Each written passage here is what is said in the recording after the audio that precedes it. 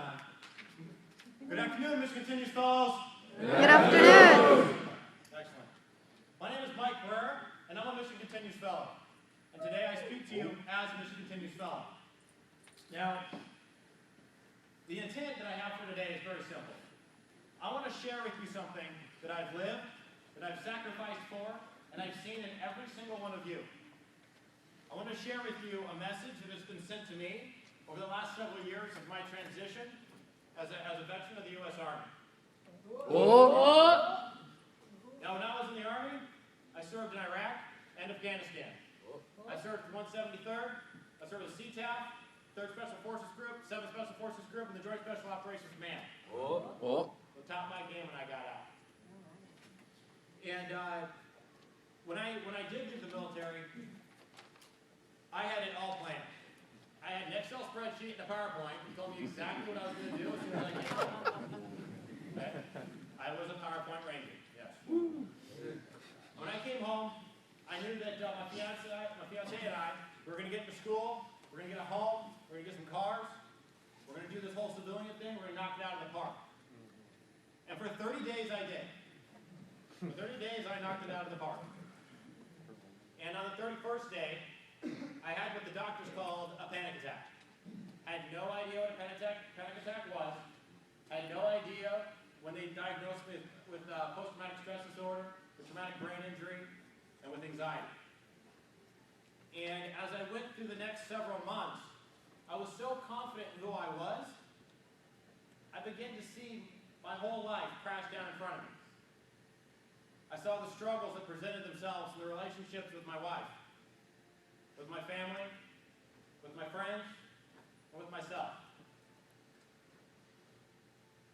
I'm not going to get into the details of my transition, but the important part is that the series of these 6 to 8 months and beyond to today, that I have seen these statistics as you have.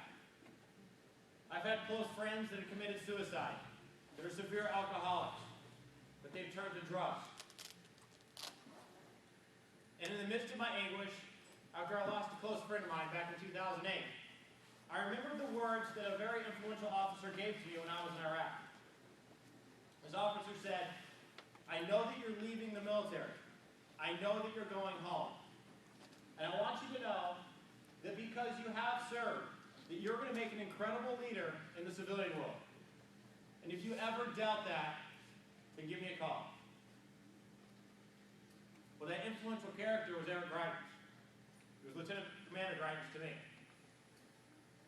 And a couple years had passed since my transition, since I had left Eric in Iraq and the DOD. And when my life was at its absolute worst, I decided to look Eric up, because I forgot his email. And I'm sure that most of you have kept in contact with troops in your unit. Some of you as your commander.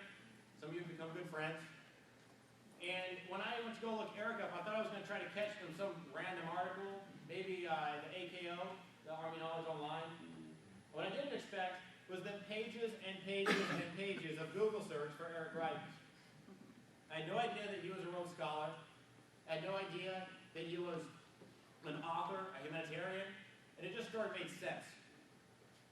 And I listened to his speeches online, and he talked about service that transcended the uniform. He talked about this new obligation that we had as veterans. He spoke about the adventure that we've been on, the experiences that we encountered, and how this would define who we are, and how we project ourselves when we came home. And to be honest, it didn't make a lot of sense. I just knew that I was feeling it was connected, what I was feeling with what he said. And so I went out and I started volunteering in my community. Had no idea what I was doing. I actually volunteered, I tried to volunteer at the Big Brothers Big Sisters. Anybody work there? Excellent. Thanks, Rick. I went in there, I had a very challenging childhood, and I wanted to make a positive impact on a youth. And so I went down there, and there was a former lieutenant colonel that was running the shop, and he was so excited to have me. He said, "Wow, we got to get all the veterans in here. Here's some bumper stickers, here's some magnets, here's some brochures." Well, 2 weeks later, I got a letter of rejection from the Big Brothers Big Sisters. They said, "We apologize, but at this time, we can't allow anybody in our program that's been diagnosed with PTSD. That was stung. This came 2 weeks after a good friend of mine, Tim Nelson, committed suicide. And honestly, I can say for the first time in my life, I was living the word worthless. And when I saw Eric's speech, and he started talking about the service, I was so determined to get out there that I heard this. There's a program for convicted felons over at the local volunteer center, and I thought if they took convicted felons, they might take them back. I was right. We went down there, and I had just a couple of vets with me, a couple of close buddies, and the lady said, we got a lot of work to do in this community. What is it that you want to do? We have med students in here that want to work with kids. We have church groups that want to work with the blind or the deaf. So what do you want to do? And so I turned to my buddies and I said, okay, so we've got options here. What do we want to do? And we're really nervous because we have no idea what's laying before us. And what really touched me is they all had the same reaction. They said, give us what nobody else wants. Give us the hardest jobs. Give us the jobs that nobody else wants to go do. And so I came back to the lady and I said, okay, so these guys, they wanted to do something that nobody else wants to do. I didn't know if that made any sense. Well, she kind of chuckled and she said, well, actually, I've got this blacklist over here that nobody wants to touch. And there's a lot of black mold and blackberry bushes and outside stuff. And it's all helping the elderly, the disabled, and the sick. And when I shared this with the vets, they said, absolutely, thumbs up, let's do it. And at this time, I hadn't actually contacted Eric. I was just trying to see with what he was talking about made sense in my life. Our first project was for a 90-year-old woman. She couldn't walk. Her whole place was run down. And what she needed is somebody just to go out there and just pick up her yard, retill her garden, do a little bit of weed whacking, take the weeds out of her patio. And so 5 of us went down there and knocked this project out. And I was really nervous because I didn't know what to expect. But what I found was during the project that we had a 22-year-old Navy vet and I had an 83-year-old Korean War vet, and they started talking. I had a 23-year-old former Ranger that was diagnosed with schizophrenia and bipolar. He had not left his apartment in 9 months. And he was talking to the local DAV officer, a veteran from the Gulf War. And there was lots of jokes being made. You know what Joe's talking about on Details. I'm not going to repeat them here. And their politics around Sarah Palin and whoever else. I mean, like I said, it was Joe talk. And I really enjoyed the experience. And at the very end, when we brought the lady out, and she saw what we had provided for her, she was in tears. And she said, I can't believe you're not my family, you're not my friends, and I'm not paying you. So why are you doing this? And I told her, I said, we do this because this is who we are. We provide the service to the community because we are service members. And this is what we've learned in the adventure and the journey that we've been on. And when I looked around, I saw tears and eyes in every one of the vets. And of course, for me, I'm a bit of an emotional guy. I broke down too.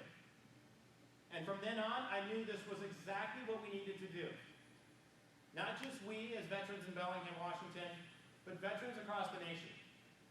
And I called Eric up, and I said, sir, this is exactly what we need. How can I be a part of this? And he said, well, Mike, I developed this organization called The Mission Continues. And there's this program called the Fellowship Program. And I want you to do a fellowship. And I want you to continue what you're doing as a Mission Continues fellow, as a beacon of light to the other veterans in your community, and to the community itself, for them to understand our potential and our strengths as returning veterans. Well, it's not a hard sell. And for the next 6 months, I did a full Mission Continues fellowship, working in the community. We did over 700 hours of service to the disabled, the sick, and the dying. I was so inspired, I asked Eric, I said, what else can I do? And he said, why don't you move to St. Louis?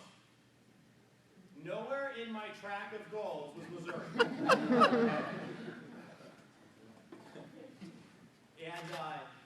And so but if your former commander calls you up, and he says, I've got a new mission here at home, can you engage? Well, you packed your bags, and you were born. Oh. And so I packed up, and at this time, I was able to work a lot of things back into my life. The more I served others, the more I understood more about myself. The more I grew confident in who I was. I was able to rekindle a relationship with my wife, with my family, with my friends. And so when I had this unit with me, my family now, we moved to St. Louis. And at the time, I was the program coordinator for the fellowship program. What that meant was that the fellowship team was me. And it was an incredible challenge. I was an interrogations analyst. I was not an MBA. I was a soldier. I was just learning what it was like to integrate as a civilian. And throughout the last couple of years, I was able to serve as the director of the fellowship program. And how many of you have I talked to you personally? I have absolutely been honored by every conversation I've had with every one of you. I have learned something very specific from every one of you. And when I was at the Mission Continues, I also had this wonderful opportunity to be able to sit down with Eric.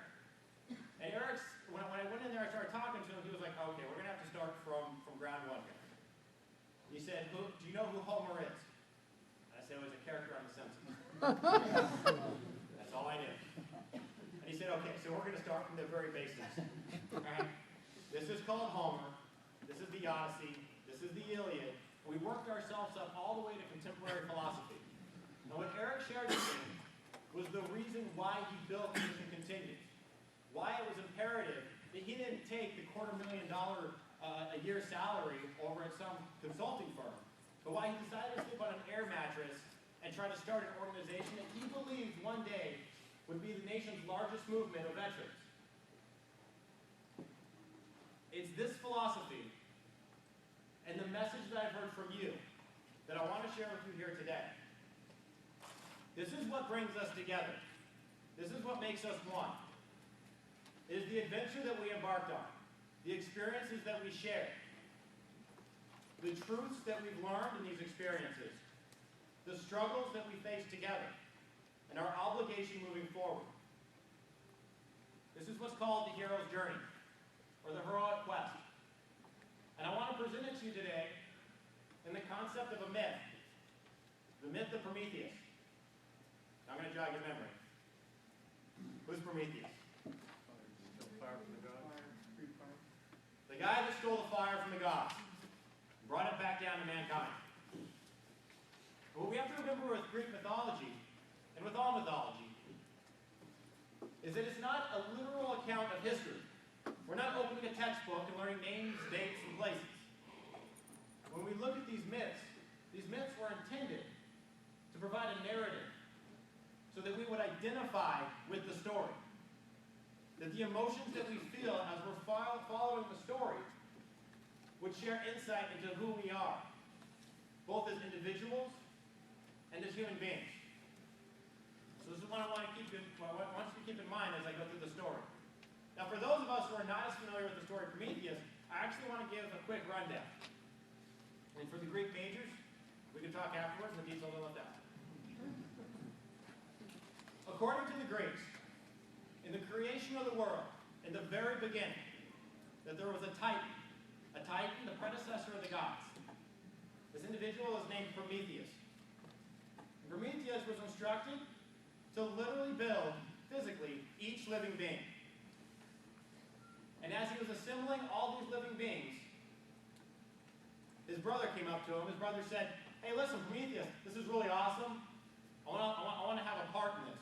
I got this big bag of attributes that I want to give these living beings, because this is absolutely incredible. Prometheus, because he loved his brother, because he trusted his brother, he said, please, provide these attributes. And so his brother stepped forward, and to the creatures that were slow, he gave strength. And to those that were weak, he gave speed. And to those that were most vulnerable, he gave wings. And when Prometheus returned, and he said, brother, how's it going? His brother was absolutely in despair. He was completely sad. Prometheus said, why, brother? Why are you so sad? And he said, Prometheus, I really messed up here. I only had X amount of attributes to give, and I exhausted them all on all the living creatures except for one. I don't have anything to give to man. He is weak, he is slow, he does not have wings, and he cannot escape the dangers of his environment. And Prometheus, his heart was broken because man was his greatest creation. He created man in the form of himself. It was his highest potential. What he knew man needed was he needed the fire. He needed fire to be able to survive. And not just through the winter, but throughout all ages. And there was a very strict order from Zeus. Now Zeus was the king of the gods. Zeus was the final word. And Zeus told Prometheus, he said, do not give mankind fire. That's mine. That's the gods. And so Prometheus was faced with this dilemma. Either he was going to step out the bounds of normal, either he was going to betray Zeus, or he was going to watch his creation die. And so in the end, he decided to go to the top of Mount Olympus. And under the noses of the gods, he stole the fire. He brought it back down to the mountain and gave it to the people. And they survived the winter, and they survived the all ages to come afterwards. Now this wouldn't go without consequence. Prometheus knew this. He would have to face the wrath of Zeus. And so what Zeus did was he took Prometheus and he chained him to a rock. He chained him in a rock that it was the coldest place at night and the hottest during the day. And in the morning, an eagle came, a giant eagle, and it plucked his liver out of his side. During the day, that wound would heal. And during the night, the liver would grow back. And it would happen again the next day. And the next day. And this would happen for all eternity. And this is the price that Prometheus paid to bring the fire back to the people.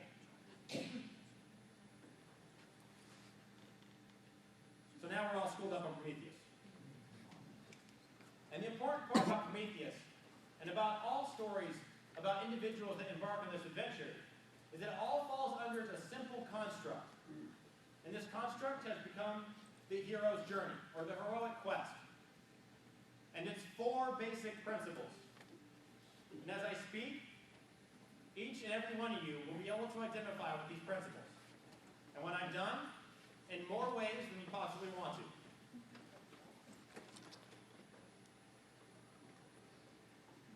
The first step of the hero's journey, there's 4. The first step is that you embark on an adventure, that you are willing to stand outside the boundaries of the normal. You go along. Number 2, that the hero along the journey, along the adventure, encounters an experience where they learn something about themselves and the world around them. They obtain something, a truth. Number 3, the hero survives both the adventure and the journey. And number 4, and perhaps the most significant, the most critical element here, is that they take the truths that they learn and they build. They build on it. It's the building of truths in their environment. And so just to recap back to Prometheus and see how this myth fits into this construct, we have an individual that, number 1, decided to embark on an adventure, to step outside the bounds of the normalcy. Number 2, during this adventure, Prometheus gained something. He was literally obtained something. In this case, it was fire. Number 3, he survives both the summit and the descent of Mount Olympus with the fire. And number 4, when he passed that fire on to his creation, to mankind. I want to take you one level deeper. It's very important to understand how the Greeks viewed the gods. We're under the impression, and a lot of Greeks were too, that the gods lived up on this mountain and that you did not want to make them mad because they had this terrible habit of interfering with day-to-day life. And we look back to Homer, the poet that lived 7,000 years ago, when he originally wrote the Iliad and the Odyssey to introduce the concept of the gods. We see that what Homer was trying to do, he wasn't trying to give us a really awesome celestial soap opera. What What he was trying to do was he was trying to provide tools that allowed us to have psychological insight to ourselves. I'll explain this. Is that in each and every one of you, you have the potential of violence. And to this, he assigned Ares, god of war. In each and every one of you, you have a desire of beauty. He assigned Aphrodite. And for compassion, the mother of the gods, Hera. And you look at the family of the gods, and you see that it's actually a very definite spectrum of the human psychology. And every time you make a decision, because that's what the Iliad is, it's a decision, that there's a conflict of these gods, that there is a balance. You have to utilize some to extinguish others. That sometimes we need Athena and Hera to defeat Ares. We need wisdom and compassion to defeat violence. And so when you look at myth in this concept, again, it's not necessarily an account of historical settings. It's an insight into who we are. That is why the gods are immortal. It's because it doesn't matter if you live today, or if you lived 100 years ago, or 10,000 years ago, because you are human beings. You have these qualities inside you. And now it starts to address a whole new application for this myth. Let's go back to Prometheus. When Prometheus went up to the mountain, when he made this decision, and there's a number of metaphors that we can draw from this. The fire is symbolic. The mountains are symbolic. The gods are symbolic. I want to focus on a couple here. The first is the fire. We got the adventure. When we're there, now we have the fire. This is the truth that you obtained during the experience. I'm going to pause here for a second. That in every one of your lives, in every one of the adventures that you took, that there was an experience that you had, that you knew you were never going to be the same again. And you knew that the world was never going to be the same again.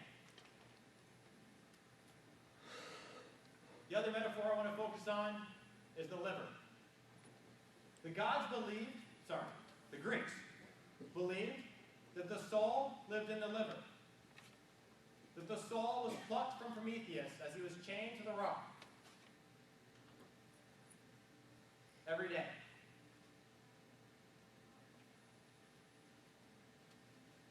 If you haven't caught on yet, we all belong to the story. We all belong to the myth of Prometheus. We all belong to the hero's journey.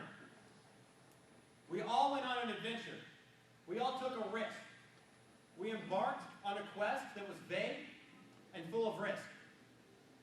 Along that adventure, you had an experience where you gained a truth. When you were separated from the day-to-day normalcy, the day-to-day circumstances, when you were in the presence of the gods, you learned something about yourself, and you learned something about what it's like to be a human being.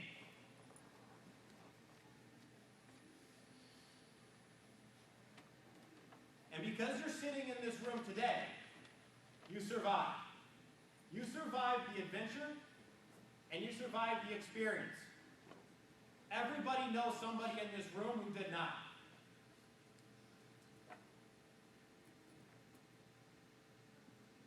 And now what do you do? What do you do with these truths?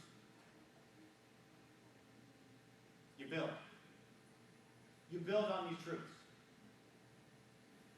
One more piece of relevance in the story. The author of Prometheus. Now there's multiple authors, but there is a prominent author. It was one of the most famous poets of all time. It was a Greek tragic poet named Aeschylus. And he's been quoted in movies, in Kennedy speeches, extremely influential individual. He's the first person that came along and said, you don't just have to suffer. If you understand that suffering gives you wisdom, and that you can assign meaning and purpose to your suffering. And when Aeschylus wrote Prometheus, he had everybody in this room in mind. I know this because in 490 BC, when the Persian army came to invade Little Greece. And the Greeks went against the Persians, outnumbered. And in their victory, the victory not just for the Greeks, not just as free men, but for the concept of free will, they returned home to build on what they had fought for. And in the front lines that day at Marathon, when they defeated the Persians, there was a young Greek infantryman. His name was Aeschylus. And he came home and used his talents and used what he learned when he was in battle to share with all people that have experienced this set of circumstances where they learn these concepts. And specifically for veterans that are returning home to find themselves in their environment and their new obligation. And I want you to leave here today with a very specific challenge. That because the gods are immortal, they live in all of you. Prometheus was immortal, which means Prometheus lives in all of you. As the mission continues, fellow, the challenge that you have is to take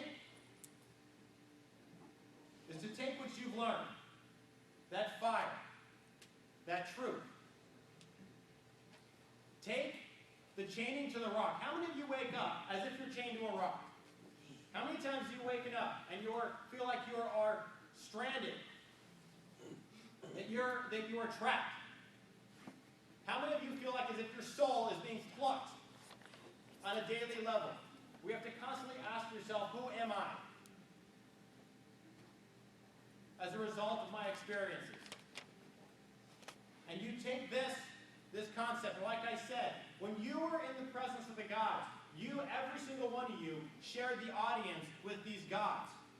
My question to you today is, what is the fire that you brought home? What was the fire that you stole from the gods? Because you have it here today. And as the mission continues, fellow, the challenge I give to you is to take that fire, to take those struggles that you suffer from, that you put them together. You take pride in who you are.